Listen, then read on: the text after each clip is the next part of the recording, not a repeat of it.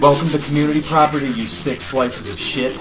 Thanks always for listening to the show. Thunderstroke and I are blessed with having a guest on the show today. Coming up your cockhole all the way from the East Coast, a hardcore metalhead fuckhole of a son of a bitch, the one and only Dubinator. We also call him Dubs, and you can call him that too. Today we're going to discuss the top 9 heavy metal vocalists of all time. So pull your pants back up and go wake up your fat ass wife, because we're going to give you a heavy metal edumacation. I'm Hatch Coltrane, and this is Community Property. Bitches. Gotta scream! Welcome to episode 3. Today we have a guest, Dubs. Thanks for coming, Dubs. Say hi, Dubs. Hi, Dubs.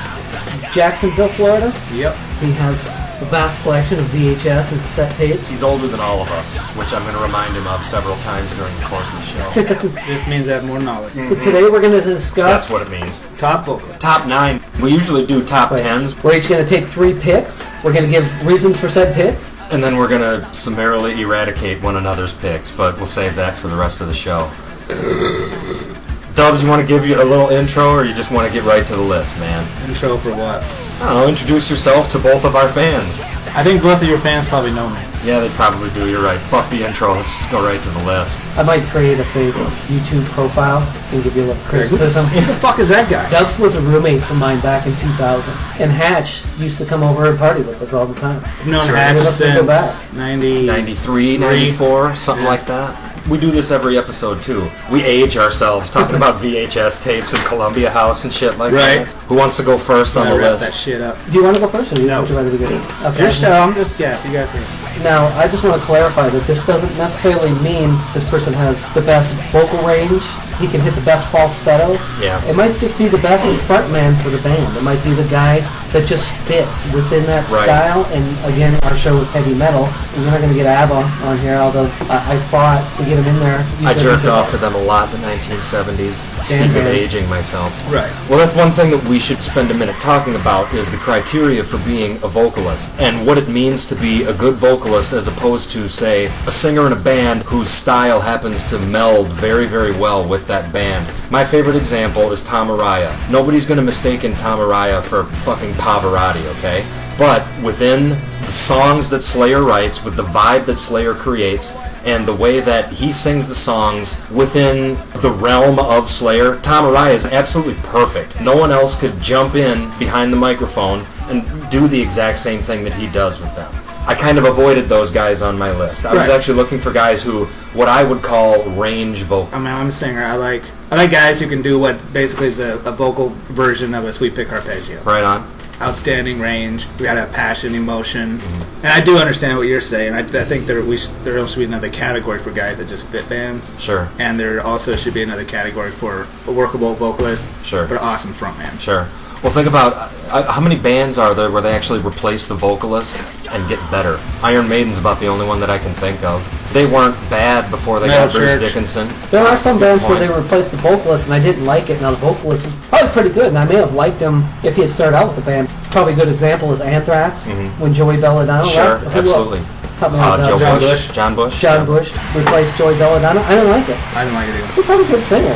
He was an Armored Armored Saint. Saint, and I didn't like him in Armored Saint, so I didn't like him in Anthrax.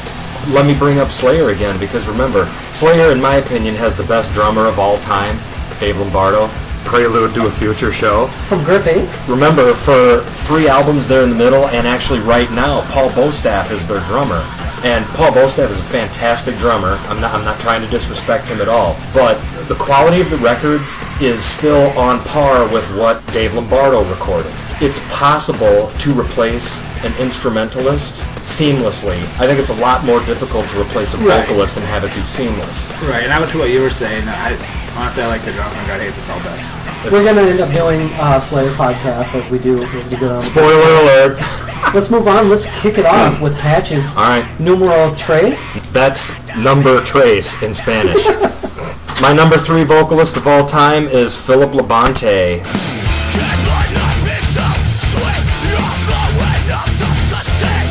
Probably most notably from All That Remains. I think that this guy is fantastic, not only at what he does, but he can actually step outside of the boundaries. His style and the style of the songs that All That Remains does, they require him to have the deep, guttural, staccato type, not screaming, but more of like a grumbling, groaning sound. However, in some of their songs, he will also break out into fucking church choir singing voice simultaneously, and he does it effortlessly. I've seen these guys live 3 times.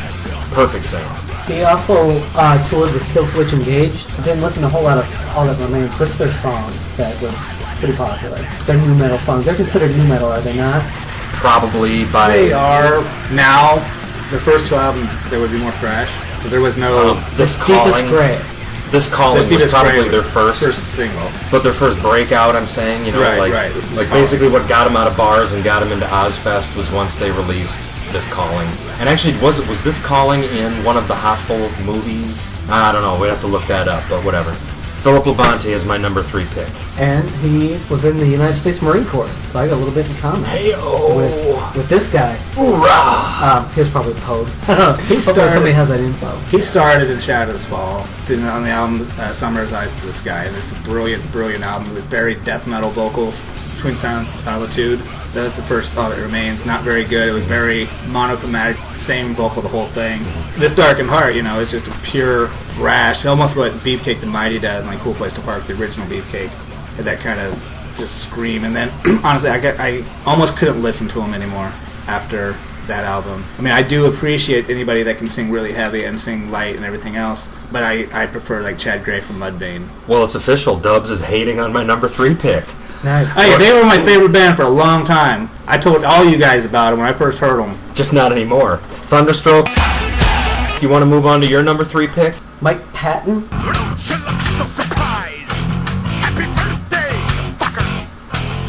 Most notably, Faith No More, and I know I pissed Dubs off quite a bit at the Metal House by playing Faith No More. I think that I cheat. When people ask that question, if you'd be stranded on a desert island, name 5 CDs that you would bring. Who Cares a Lot is always one of my picks.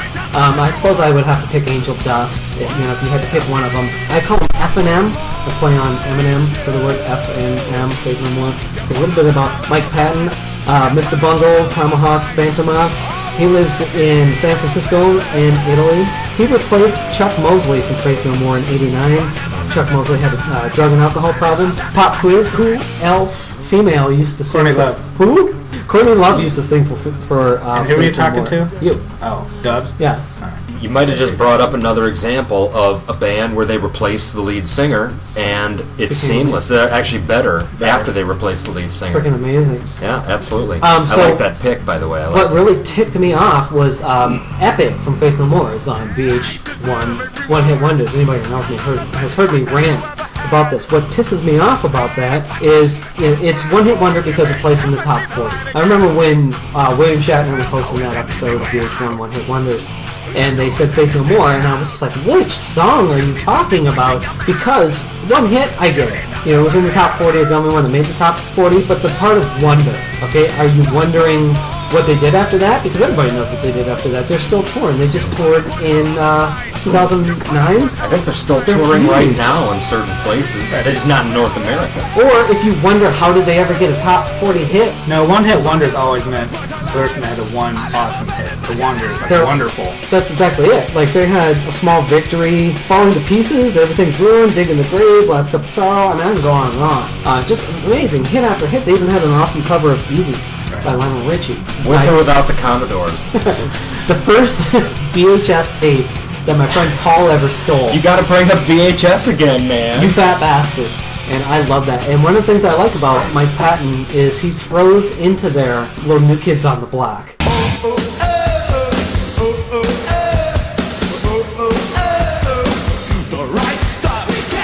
Nice. How old are we? In the middle of... They're still touring, by the way. In the middle of We Care a Lot. I just vomited a little bit in the back of my mouth from saying. So yeah, if you wonder how they came from out of nowhere.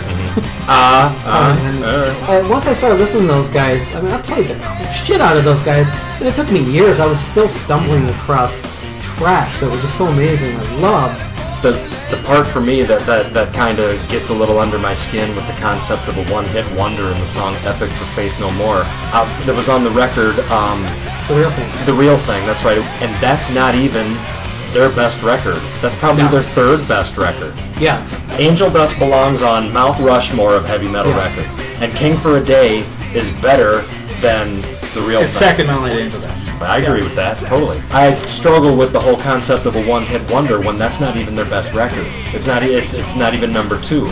Mike Patton, and discussing his vocal range, and this is probably one of the guys that can actually sing that's going to make my list. I have kind of weird taste in music. No. I think we all do, actually, but Mike Patton said, I think that too many people think too much about my lyrics. I am more a person who works more with the sound of a word than with its meaning. Often I just choose words because of the rhythm, not because of the meaning, and that's very apparent in some of their songs, and that's why I love some of their songs. Some of their songs are just random gibberish or just craziness. Well, the guy's certified crazy too. So that helps. Perfect. Maybe a little If you're bit of a fan. substance abuse Right, thrown in right, there, right. just a tad, I don't know. How crazy do you think the three of us are, too? What? So, Not certifiable. And we I don't think you're abuse gonna- substances right now. even Land of Sunshine, the lyrics come from L. Ron Hubbard. He's been known to touch on crooning, falsetto, screaming, operatic, death growls, rapping. He was on Sepultura's Look Away. He's done a lot of guest work. He's just a versatile singer. He can also do pop. You already mentioned Easy, but there's also, check it out on YouTube, where he's singing Poker Face by Lady Gaga. And what's the video? One of our old roommates from the Metal House landing strip. He looks exactly like him in that video. Everything's ruined. And I think his niece is in that video. But he looks exactly like Landing Strip in that video. Who the fuck is Landing Strip? The way he got that nickname, and we won't name him by name because I think his wife was strangling him. He used to have a carpet in his A little room. square carpet. Do you want to tell the story? Let me Yeah, a little. Doug's the mic. He had a little square piece of carpet, and he's left it in his room, and he would stand up over it and jack off and try to land his load on that strip. And sometimes if you walked into that room with your socks on and you stepped on that thing, it's like a fucking piece of tissue paper stuck to your foot. I inherited the room. If our old roommates, listeners, you want to throw some comments in with some landing strip quotes or stories? Or if you have your own anecdotes Look at you, involving look at me. severe onanism. If you can top that. You know, if you can outdo that, we want to hear about it. We're going to throw it over to Dubs, and we're going to hear Dubs' number 3 pick. My number 3 pick, anybody that's known me for any amount of time knows my number 3. Top 3 have never changed in many years. If you think you know Dubs, go Call in ahead. at 1-800. Make your predictions on his behalf right now. All right. Go. Number 3, all time, World Dane. What do you see in the center of the public eye? Rock stars on smack and a serial killer prize. Got to start in the band Sanctuary, and I believe 86. That album was actually produced by Dave Mustaine. Dave Mustaine founded Sanctuary. 87? 87. Refuge Denied? Refuge Denied was 87. World Dane started off on the really high-pitched part of vocals. He went to a Judas Priest concert and it changed his life. He decided that's how he would, that's what he wanted to do, is sing. Refuge Denied was a very high-pitched album. He has a great falsetto and also vibrato on top of that. He's also the first person I ever heard do that, what Manson became famous for. That low talk, you know. Give us an example. Like every fucking Marilyn Manson song ever written. You mean like Sweet Dreams? that low... Because he wrote it. That shit. Right. Almost like a chanting kind of a little bit. No, just that low talking like that. Automatic poet. Onomatopoetic. Whispering. Right. Barry White ain't got shit. And then World Dane. around, right before 1990, they had an album called Into the Mirror Black, one of the greatest albums of all time. Coincidentally, the top 3 of my vocals are also my top 3 albums of all time. In the Spoiler alert. Same order. Brilliant album. If you ever seen the tattoo I have of World Dane? The lyrics around it are from this title track. You have the tattoo of World Dane. the guy Yeah. on you? Yeah. I have 2 of my favorite vocalists tattooed on me. Who's is the other on your list? Yeah. Alright, then we'll mention him later. And then he went on to be in Nevermore. Nevermore probably became more famous than Sanctuary because Sanctuary only released 2 albums. Sanctuary is supposed to have an album out last year called The Year the Sun Died, meaning the Mayan calendar. So it'd be kind of stupid to release The Year the Sun Died in 2013.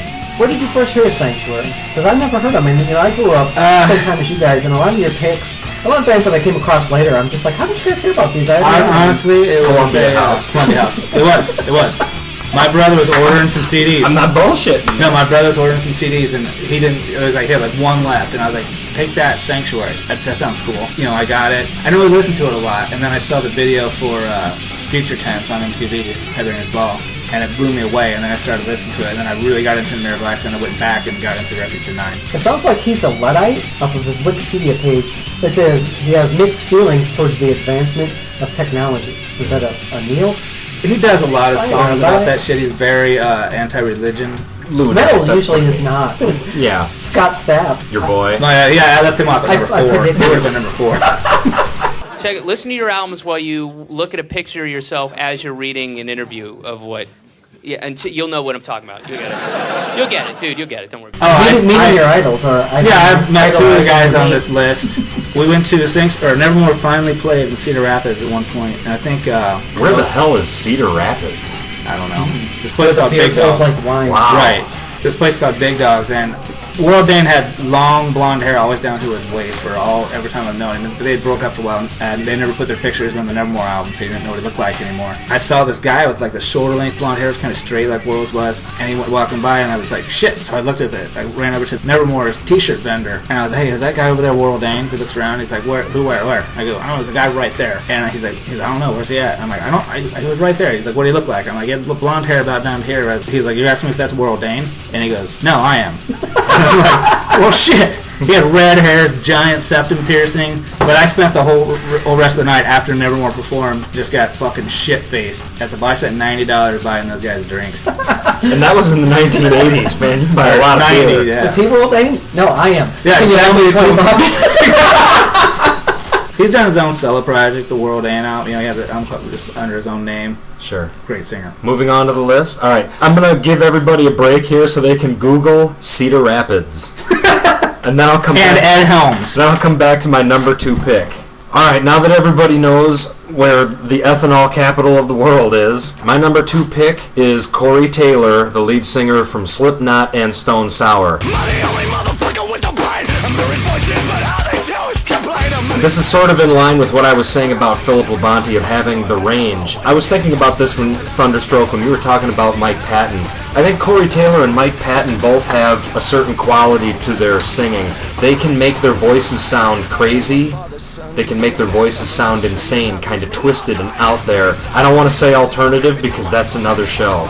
They can get away from a straightforward heavy metal voice style. If anyone's listening, maybe you can describe it a little bit better than I can. Corey Taylor's range, a lot like Philip Labonte. He can do the deep, guttural, staccato, machine gun fucking vocals, and then he can bust out into something that might be on Broadway. I think part of what I liked too was just when they came up with the whole mask thing, and it was so new. It was actually Dubs that turned me on before I moved in with him at the Metal House. It was just like, the first time I heard it, it just blew me away. I think Only One of Us Walks Away was the first song. I think that he had it queued up on a cassette tape. Dubs made me a mixtape. That wasn't. Oh, man. that wasn't Corey Taylor, that was Andrews.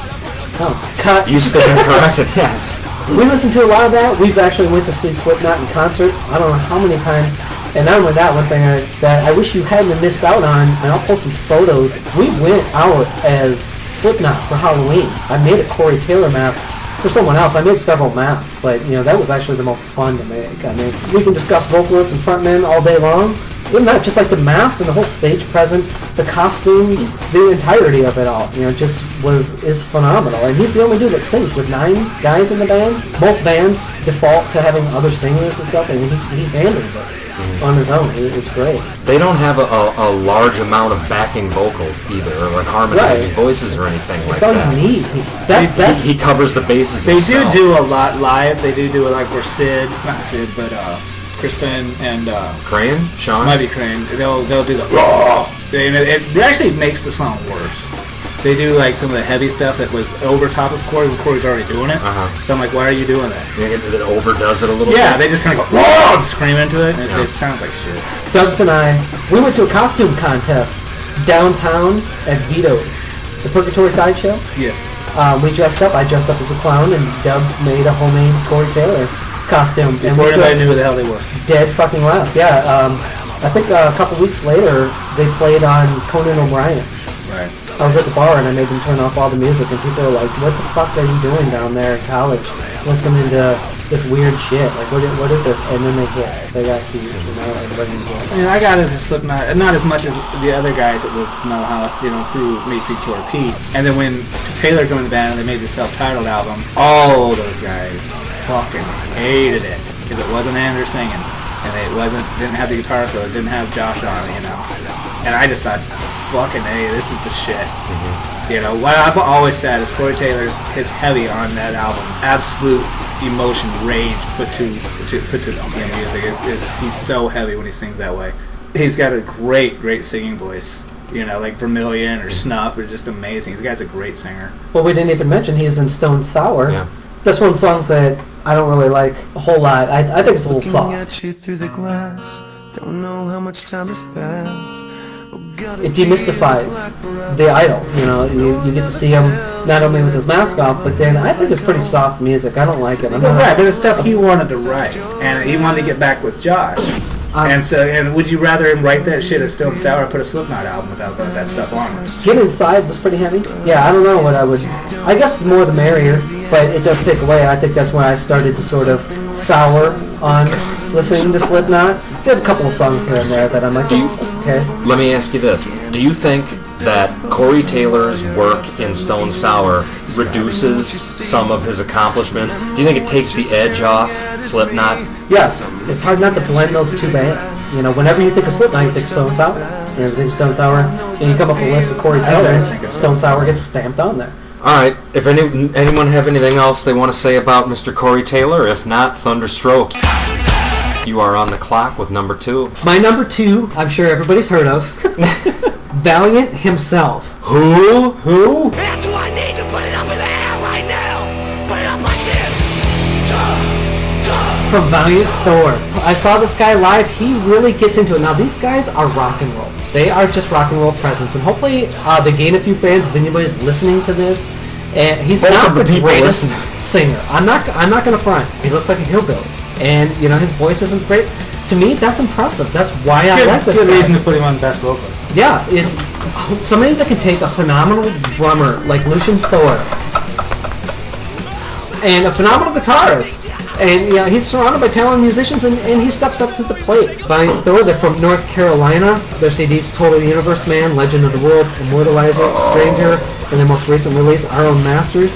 My jean jacket has a huge Valiant Thor patch. I'm going to post a photo of that. It's over there for you guys to admire. Right under the Schlitz patch and next to the Cobra Kai. Speaking of landing strip. I made my daughter a jean jacket, and that has Valiant Thor patch. He usually says Alahoyas as a greeting. They're Venusians. The legend has it that there was a visitor from the planet Venus, and his name was Valiant Thor. They named their band after this guy from the 50s, and he said that they lived inside the planet, then they came to Earth to save us from total nuclear meltdown. A Guar sort of thing without the costumes, not quite, but they're a little more about just the rock and roll. A great show. We took our friend Nige to see these guys in Iowa City. One of the best concerts I ever went to. The dude gets people into the show. Would you put him as kind of one of the singers that we talked about at the top of the show? Maybe not the best singer, but for what the band is trying to do and the sound that the band produces and all things Valiant Thor, he gets the fucking job done. He definitely does, and I think there are a lot of singers that if you replaced it with a guy that could hit more high C's over a G or whatever, could hit a falsetto, it wouldn't work with that style. He, not only that, you just watch one of their videos or you go see those guys live, and he gets into it, he gets out in the crowd, he's climbing up on tables and swinging around on the rafters, and he gets the crowd to get our hands in on a song called Tough Customer. He gets the whole audience into it. He does this great thing at the end of their CD. I believe it's on Legend of the World. It's like, you know what I'm talking about? You know what we're talking about! It's hilarious. It just encompasses the guy. They have a song where he introduces it. He goes, this is a song about the police of tomorrow. It's called Tomorrow Police. That's profound. It was great. It fit. He wears wrestling boots on stage, and he just says he's prepared for the shit to go down. I'd like to meet the guy. I'm surprised I didn't talk to him when they were at Games. He donated a kidney in 2008 to his father.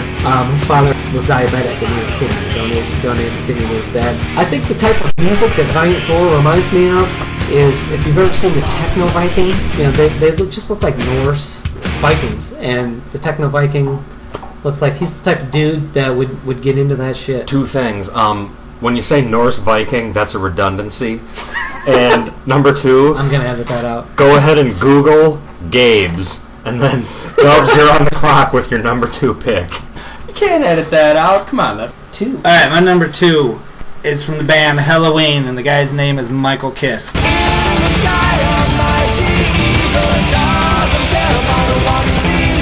Many people revere him as one of the prog metal gods. Had the internet existed back in the day, the big four as we know them would not be. Because Halloween was doing the same shit, just across the pond, and nobody knew about it. Actually has a perfect pitch, which I think is a very important thing to be a great vocalist. It's not super important, but it sounds amazing. Just a goofball of a man. He's a goofy ass son of a bitch if you've watched any of their videos.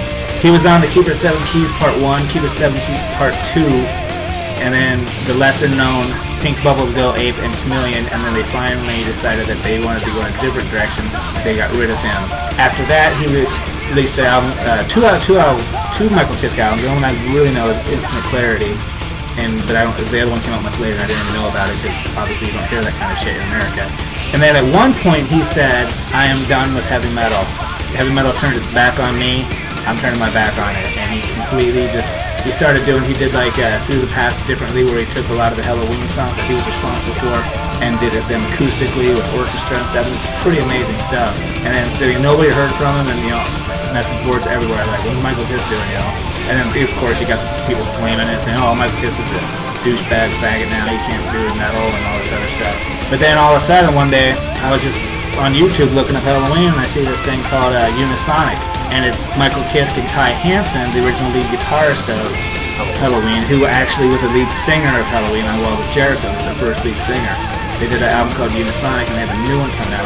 It's not as awesome as Walls of Jericho even, but either of the Keeper albums, but it's really, really good. And if there's if there's any songs I would add, say, to listen to off of the Keeper albums, is March of Time and You Always Walk Alone. They're absolutely brilliant songs, great lyrics, amazing vocals.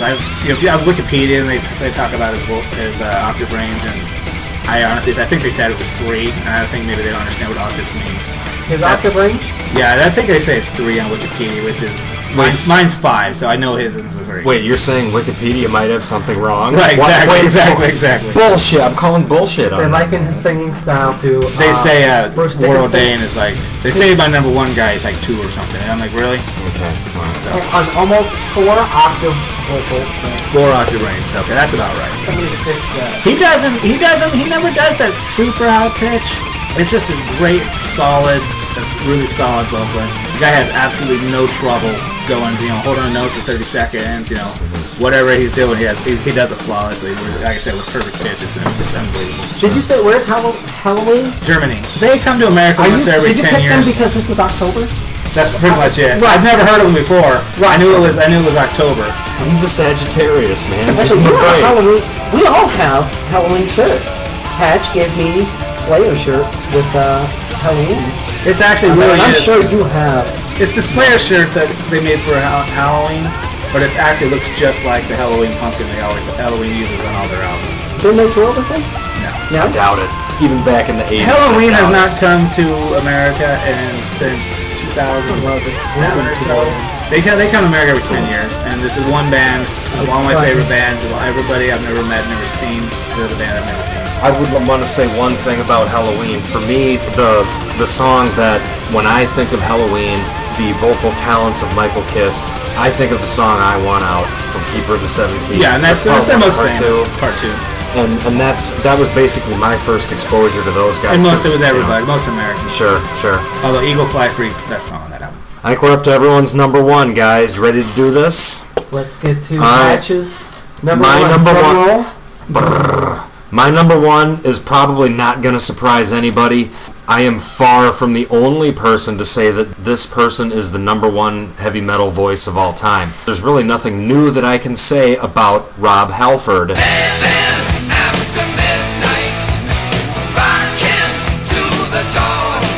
The heavy metal god, lead singer of Judas Priest, Fight, and he's done some solo projects, and there's probably a few others that I'm not even thinking of. If you want to talk about a range vocalist, the conversation begins and ends with Rob Halford.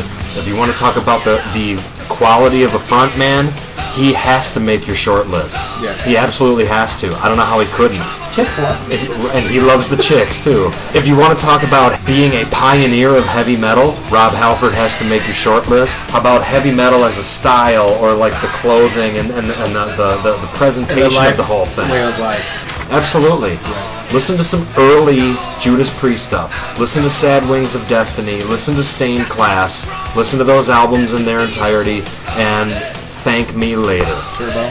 That's all I'm gonna. Turbo, don't get me going on that, man. Just don't go there. Well, you mentioned clothing. A lot of the heavy metal look is leather and spikes. Halford created that, It's but it pretty was much more attributed to him. of his sexual orientation, Right. and nobody knew it.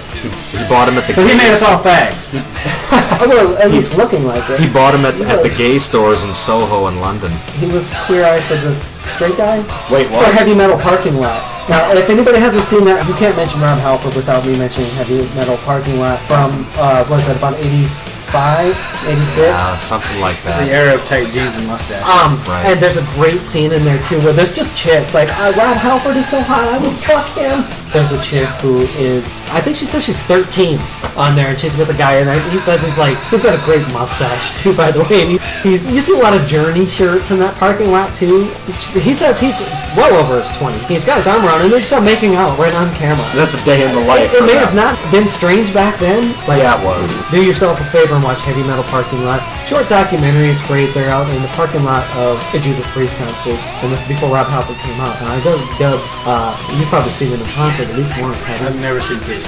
I've never seen Priest live I either. am stepping on my own feet. That's one of my goals in life. They're I from- have to see these guys They're before from Cedar they. Rapids. How the fuck? That's a good Not. point. Great point. You know, shame on They're us, young. man. As far as we were talking about guys replacing, Ripper Owens came in, and it didn't make the band better by any means. What's the name of that movie? But that's what I'm getting at. Ripper Owens came in, and they didn't make a great album, but they made a great movie. The movie Rockstar is based on Ripper Owens' life, replacing Rob Halford in a metal band. And the movie is actually originally called Rock God.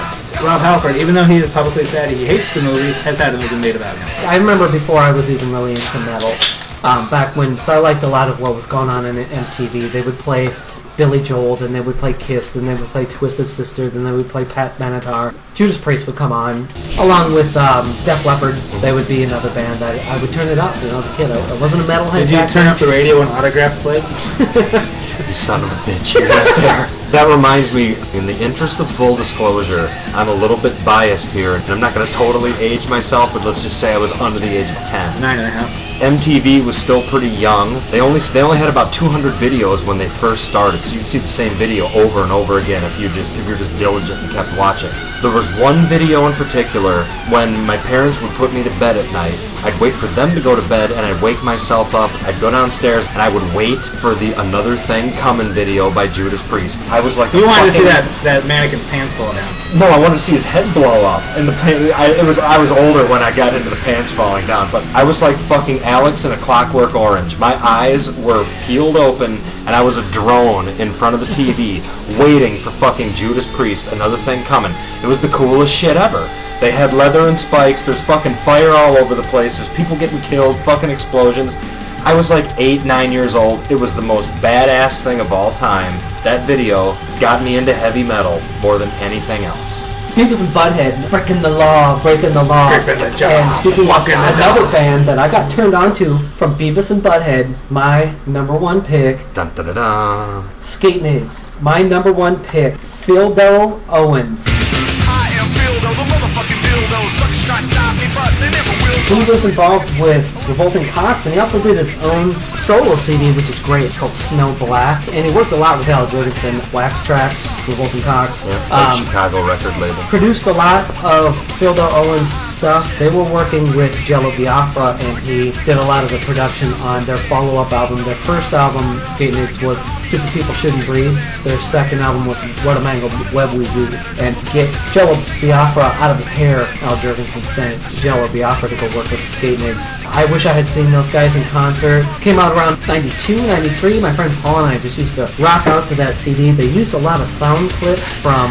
Mad Max, Beyond Thunderdome, but his voice style is sort of that Al Jorgensen Ministry sound, great lyrical content. I usually listen to the drums when I listen to songs, but it's one of the only bands where I'll sing along with the singer. I know a lot of the lyrics.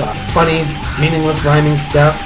Al Jurgensen said of Phil Del Owens that he's one of the 3 craziest sons of bitches he ever met. Now, that's saying a lot. No shit. Pot in the kettle? My God. Along with Gibby Haynes from Gibby Haynes from the Butthole Surfers. From the Butthole Surfers. What's his name in California?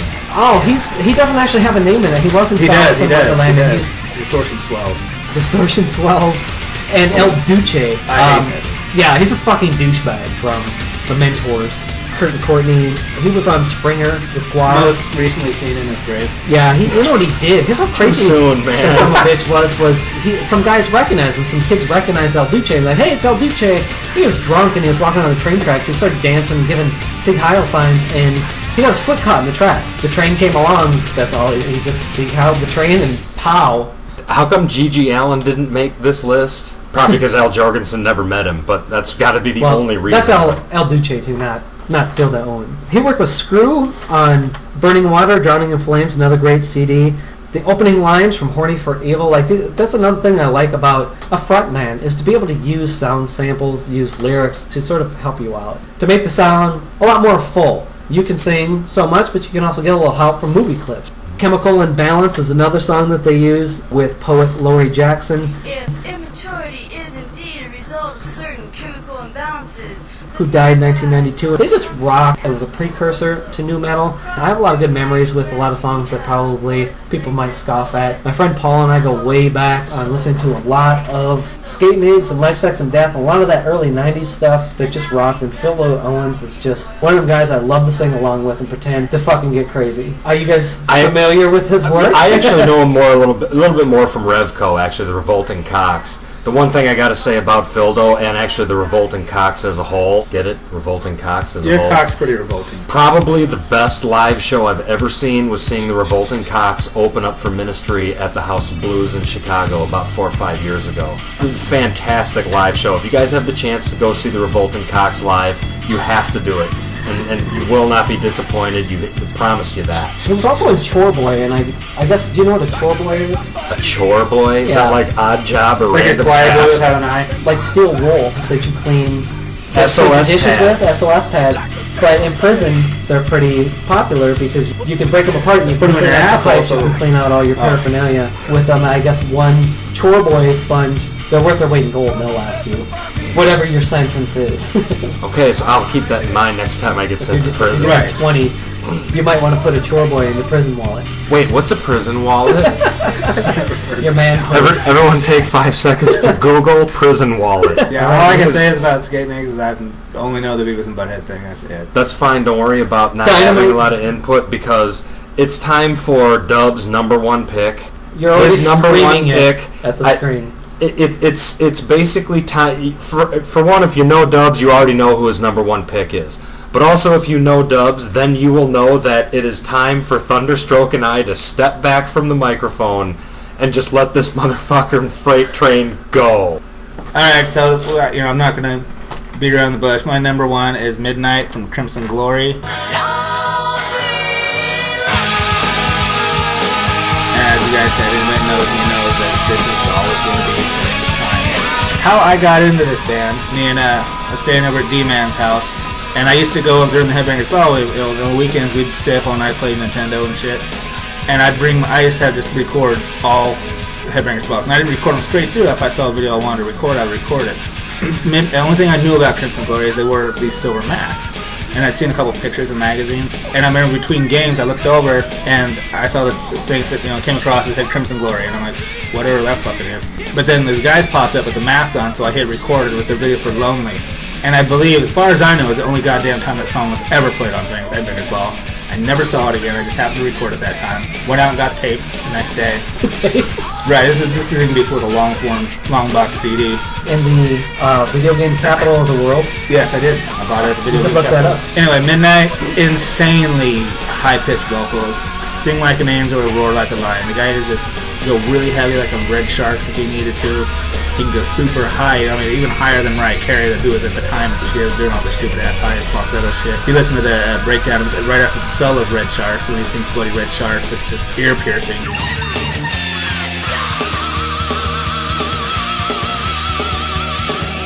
then he could also do like really mellow shit. He really, throughout the history of Crimson Glory, he really wanted to do more of that mellow stuff, and they didn't really want him to. They wanted to keep it heavy. What's weird about Crimson Glory is, if you think of musicians that were around at that time, every musician loves that band. Outside of musicians, nobody's fucking heard of them. They single-handedly invented American power metal. You had power metal with Halloween. It originated in Europe. American power metal is different. Crimson Glory is cited for doing that, and Dragon Force will tell you that. And they were a weird cross. They weren't just power metal, they were prog metal. They almost started that too. Tony Midnight had these great vocals. What really drew me to him, he is so sincere in his vocal deliveries. It's a lot of emotion. You can hear it in his voice. Their most famous song off of their self-titled album is Lost Reflection.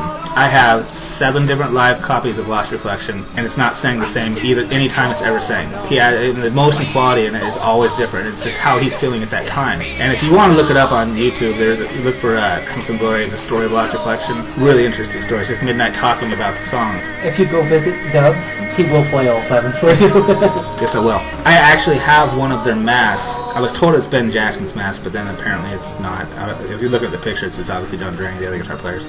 They started off as Pierced Arrow, then they went to Beowulf. When the first album was put out on Par Records, it had tremendous success in Europe. It didn't have a lot of success here. When it finally caught on a little bit, Par Records folded. So then Roadrunner, Road Racer at the time, picked them up for their follow-up album, Transcendence, which most people will say is a masterpiece. Jim Morris from Morris Sound Studio in Orlando recorded that album. And what's really interesting about it's a band that made a producer famous and a producer that made a band famous, because that fucking album is absolutely flawless in every bit of its production. And from that, Morris Sound became a very famous studio just based on how amazing that album sounded. You're talking about the Jim Morris Sound. Jim Morris from Morris Sound. When he puts his pants on, he makes gold records. But go ahead. Yeah, gold death metal records. Platinum, actually. Fair enough. No death metal band goes platinum. So. I stand corrected. Then they released an album called Strange and Beautiful. They were so well known within music circles. Atlantic Records bought them from Roadrunner, who is actually, and then Roadrunner is the parent company, MCA, moved Transcendence to MCA rather than Roadrunner because they wanted more distribution on it. How many bands at the height of their success switched major labels? Bad deal for Atlantic because the album didn't do shit. What Strange and Beautiful is, it's the greatest Led Zeppelin album not made by Led Zeppelin. They went downhill just rapidly. None of their core fans liked it. Draining blamed it on Midnight, even though I have John Draining on tape saying that the whole concept was his idea. How'd you get that? Him on tape? On a VHS tape. Like, goddamn, you researched this episode. But I found out recently the reason it was called Strange and Beautiful. They put another album in 1999 with a new singer named Wade Black. It's called Astronomica. It's the album with Wade Black. A lot of the songs on Astronomica were actually supposed to be on Strange and Beautiful. It was supposed to be a 2-disc set. One side beautiful, one side strange. The strange would be the heavy part. That album never made service. Atlantic just wanted the Led Zeppelin shit. Back in the early days of the internet, around 2000 or so, I find out that Midnight, he launched his website on Halloween night, and it was called the Midnight Mansion. And I became a part of that very early on, and I made a lot of good friends off that. Did you look that up on Web TV? Is that what yes, you I did. And the thing is, they had a clip. They had a clip of a song called Pain on my Web TV. It took 30 minutes to get this 2-minute clip to buffer, and then it would buffer while it played. But I listened to it constantly. Midnight tells everybody on his website that him and Ben Jackson, the guitar player of Crimson Glory, are going to go to Cooperstown in Cleveland and do a show. There was this prog metal fest going on there, but they were going to be in Cooperstown along with Doro Pesh and Seven Witches doing acoustic sets. I met a bunch of those guys there. I'm in my hotel room with this guy named Alan, and Midnight calls us, and he's like, hey, we're down in the lobby. And on the way down, I'm telling Alan's like freaking out. He's like, we're going to meet Midnight. And then I later find out that on the way up, Ben Jackson told me that Midnight said, I'm going to meet Dub. So it's pretty crazy. So Midnight, we became really close, and I talked to him several times, and then, as you guys know, he died a few years later. He did release an album on Black Lotus Records out of Greece called Cicada. Really different album. It met with mixed reviews. A lot of the core Crimson Glory fans couldn't stand it. I really think it's a great album. Before that, he had an album called M, which was acoustic set of stuff he was working on. It's just him singing with acoustic guitar for the most part. 100 copies that ever made. He gave it to his fans on the website. How many of them do you have? I just have one. Oh.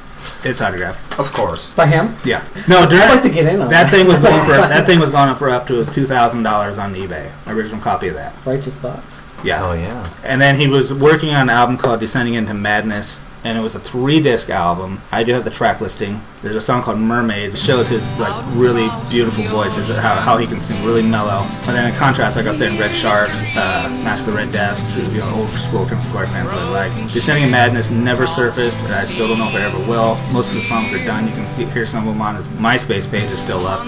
MySpace? Yes. Wow. After he died, they put it up and put like his date of birth, date of death. I can't remember my AOL password to get on my MySpace. Right. Goodbye.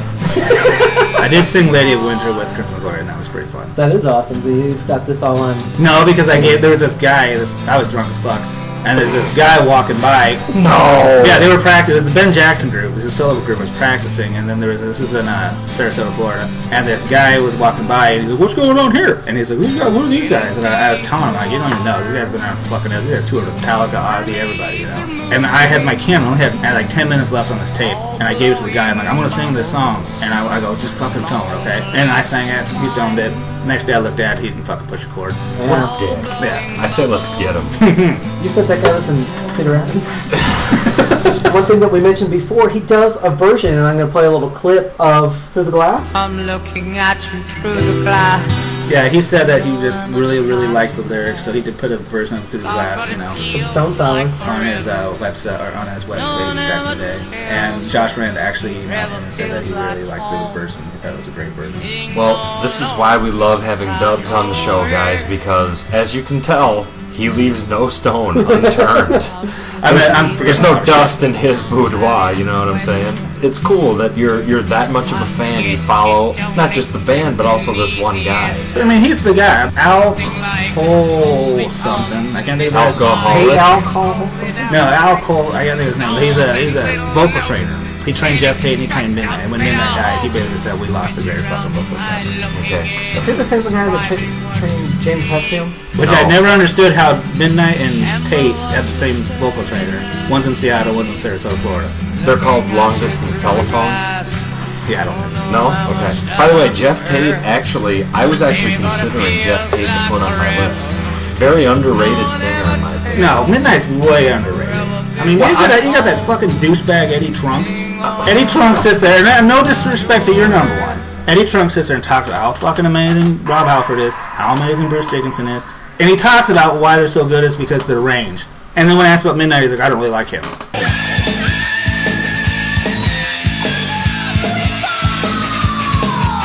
Like, how the fuck can you do that? Well, but what does that have to do with Jeff Tate? I mean, that's... He loves Jeff Tate, too. It blows my mind when people fucking worship one guy for the exact same thing that Midnight does better, or Lizzie Borden does better. What if they haven't heard Lizzie Borden enough? What if they hadn't heard Midnight enough? I think Eddie Trunk has. You know that for sure. I mean, I think Eddie. If you want to talk about UFO or Van Halen, Eddie Trunk will school you. But as far as Crimson Glory, I think the safe money is on you, not Eddie Trunk. There's another point that you mentioned. He's a musician that impresses other musicians. That means a lot. You can spit out a bunch of garbage and you can impress the masses with a whole lot of stuff. Pop radio. If you really want to take yourself seriously, see how other musicians how they judge you, right? There are things that people don't even catch, people don't even know to look for. You put it in there. I do that as a drummer. Sometimes I try to do it because I know it might not be completely necessary, other than I know another drummer may be like, I caught that. Yeah, I do that shit singing too. I mean, most of the shit I do Midnight you guys never heard, but singers look up to him, and it's very important. I want to thank Dubs for coming by. Any closing salvos? Go fuck yourself. That's pretty good. That's straight to the point right there. Shout No outs. fucking around. We are about to have some t-shirts that we have, so look on the site for the shirts if you want one. On the inner space, whatever that is. Interwebs. What's up? Oh, that? Did I say it wrong? It's got Inner Space is the movie. any show suggestions that you might have for us. We did get a comment. Do you mind if I read it? Do you know this guy? I've got a hater, apparently. Someone's flaming my shit on YouTube. I gotta Go ahead. admit, Thunderstroke is awesome! Boo. Actually, he didn't write it like that. That was me ad-libbing. This guy Hatch sucks. And he even spelled it with an X, so you know he wasn't fucking around. Like, this guy, serious. Right, so this kid's what, 14? If He that. needs to get reels, man. Hatch don't know shit. Don't bog me down with the details, whatever your name is. Make sure you just hit the high notes, I'm just okay? glad we have a listener. Right, that's what I'm saying, both of them. You know what I'm saying? Your wife and this guy. If Hat did more of this shite, he'd be aight. That guy's a poet. All right. Well, Thanks for listening. actually, we should invite this guy onto the show sometime. Exactly. If you're in Cedar Rapids, You have Googled that, right? email us. Okay. Dubs is a Colts fan. Just got to throw that in. I think anybody knows Dubs knows that. Better than being a Giants fan right now. That's right. All right. Ooh, that hurts. That hurts. Community That property. hurts. This is the one and only Thunderstroke. Saying thanks a lot for listening to the Community Property Podcast. We discussed it on the way to the Steel Panther show, and we decided to throw in as a little bonus for episode 3, Dubs singing his favorite song by Crimson Glory. Now, just to make sure, Thunderstroke, that everyone understands, this is not Midnight singing. This is Dubs singing, right? No. This is not Midnight. This is Dubs.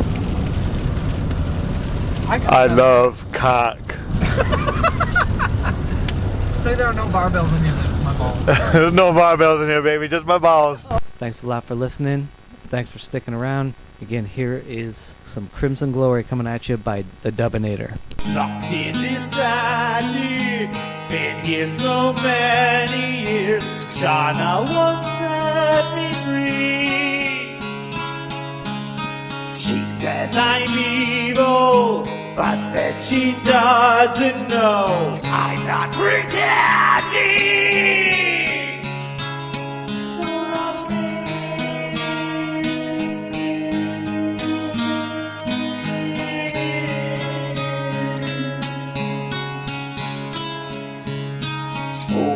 Reflecting a face in the mirror, twisted and bleeding. You can be real, though your heart in my mind. Shades of insanity, you're not me.